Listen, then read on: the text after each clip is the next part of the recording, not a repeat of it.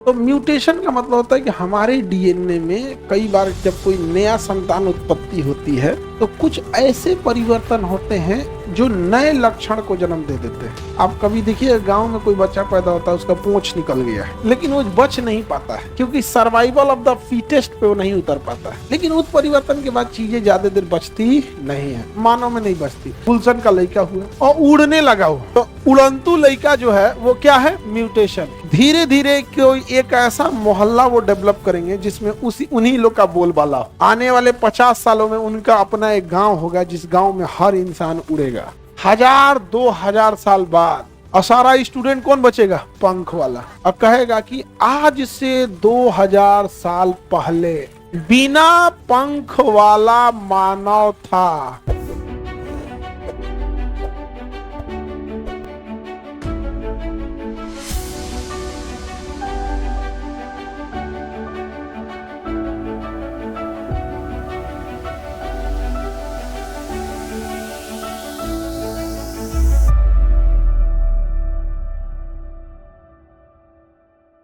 अब हमें क्या देखना है? उत्परिवर्तन। क्या देखना है?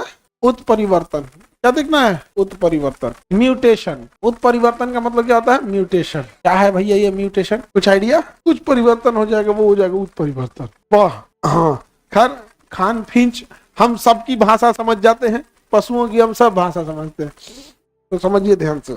कुछ परिवर्तन को उत्परिवर्तन कहते हैं। तब आगे बढ़े? नहीं बढ़े? होता है, समझिए क्या। उत्परिवर्तन किसी जीव के डीएनए में, हमारा शरीर डीएनए के इंफॉर्मेशन से बना है। डीएनए क्या है? एक फॉर्मूला है जो बताता है कि किसको कितना प्रोटीन फाइट देना है, लोकेशन ऑफ द ऑर्गन कहाँ होगा, स्ट्रेंथ ऑफ द ऑर्गन कहाँ होगा, चेस्ट को ज्यादा मजबूत बनाना है, पेट में हड्डियां नहीं देना है, आंख का लोकेशन कहाँ होगा। ये डीएनए में हर एक इंफॉर्मेशन है। साइज ऑफ द ऑर्गन, कौन सा ऑर्गन की साइज क्या रहेगा, location of the organ, strength of the organ and number of the organ.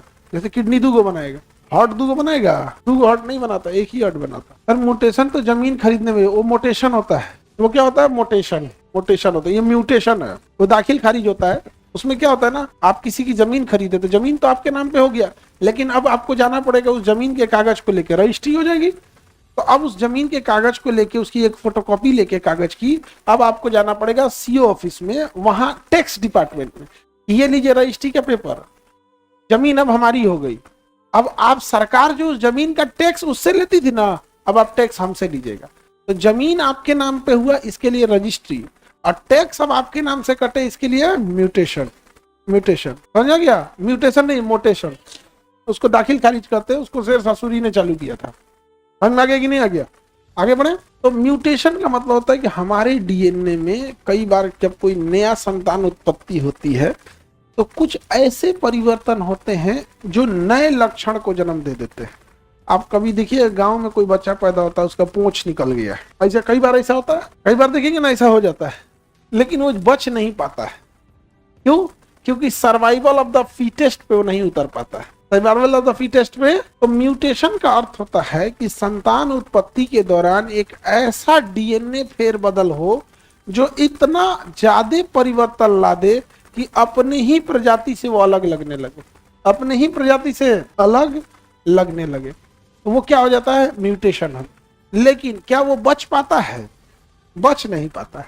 क्यों? Survival of the fittest. वर्तमान जो मानव का स्वरूप है, यही सबसे बेस्ट स्वरूप है, और यहां तक पहुंचने में हम लोग को 10,000 साल लगा है। आदि मानव से होते होते होते यहां तक आए हैं। समझा गया कि नहीं आ गया? किसी को दिक्कत? जैसे आप सिग्नेचर करते होंगे, समझा गया कि नहीं आ गया? तो आप मान के चलिए सिग्नेचर कर रहे हैं, कुछ कुछ सिग्नेचर कर रहे हैं, कहीं कहीं 50 सिग्नेचर के बाद आपको अपना ही सिग्नेचर अलग लगने लगेगा। लेकिन वो हाथ चढ़ गया है, करते करते करते करते अजीब हो गया है, फिर थोड़ा 5 मिनट रेस्ट दीजिएगा, फिर आप अपने नए साइन पे आ जाइएगा। लेकिन आपने अपना साइन किया और कुछ जगह के बाद आपको लगा अरे भैया हमारा सिग्नेचर बदल गया है, लेकिन बदल का सिग्नेचर वो आपको सुंदर लगने लगा। आप कहेंगे ना एकरा छोड़ दे भाई, ये गलती से आविष्कार हो गया, लेकिन अब एकरे हम लेके चलेंगे। तो ये हो गया mutation of signature. Mutation of, समझ में आ गया?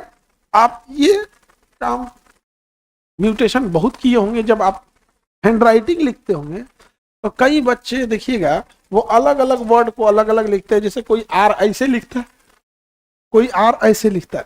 हो सकता है बचपन में आप ऐसे लिखते होंगे, अभी ऐसे लिखते हो, या बचपन में ऐसे लिखते होंगे, अभी ऐसे लिखते होंगे। सबका अपना अपना होता है। जैसे कई बच्चे हाँ ऐसे लिख दिए, कोनो आएगा वो मेरे को लकड़ी निकालेगा, कोनो आएगा उसको, समझ आ गया कि नहीं गया?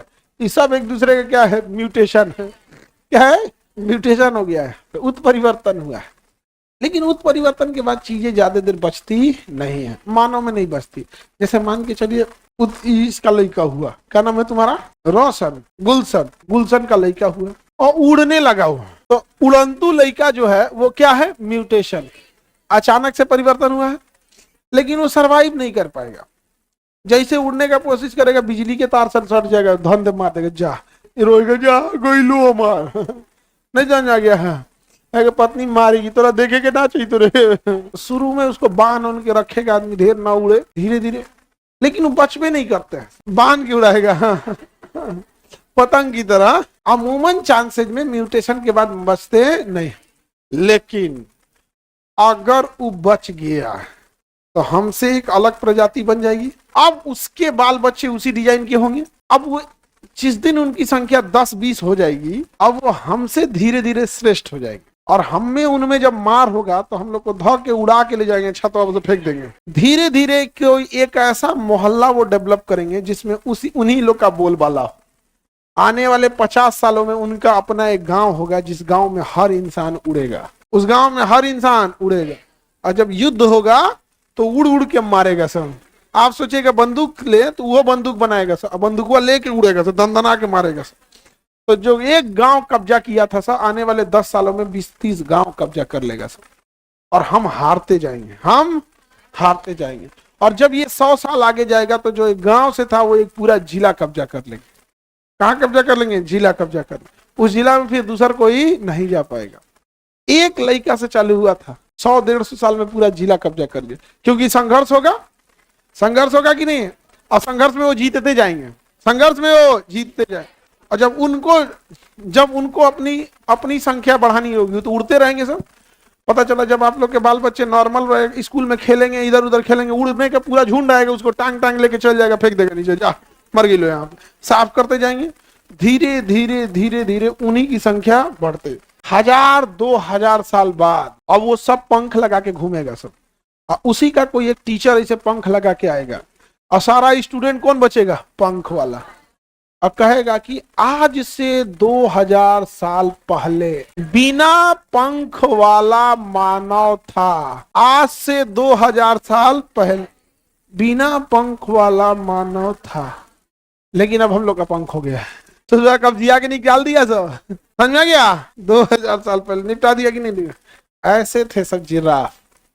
जिराफ जब था तो म्यूटेशन हुआ, तो जिराफ में एक कैटेगरी जो थी जो छोटे गर्दन वालों की थी, उसी तरह से जिराफ में एक कैटेगरी आई बड़े गर्दन वालों को। किसकी आई? बड़े गर्दन वालों जिराफ की एक कैटेगरी आई। अब दोनों कैटेगरी साथ रहने लगी। तो जो बड़े गर्दन वाले थे उनको पेड़ पौधों की पत्तियां और फल खाने में आसानी हो गई। और जो छोटे गर्दन वाले जिराफ थे, जिनका साइज बकरी जैसा गर्दन था, वो केवल घास खा के जिंदा रह सकते थे। तो एक बड़े जिराफ वाले को क्या मिला? न्यूट्रिशन ज्यादा मिला, और छोटे गर्दन वाले को कम मिला, जिस वजह से धीरे धीरे संख्या कम हुई।